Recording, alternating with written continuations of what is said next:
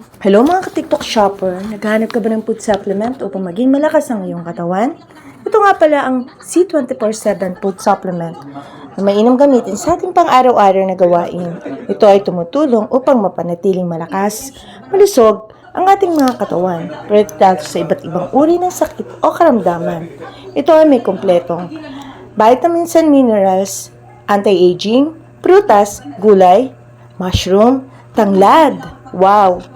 Wheatgrass, barley at spirulina ang tami.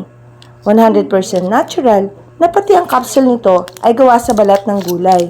Kaya sa loob ng ilang minuto, matutunaw na ito sa ating loob ng katawan. Aprobado nga pala ito ng USFDA, TPAD, Halal, Kosher at Superbrand.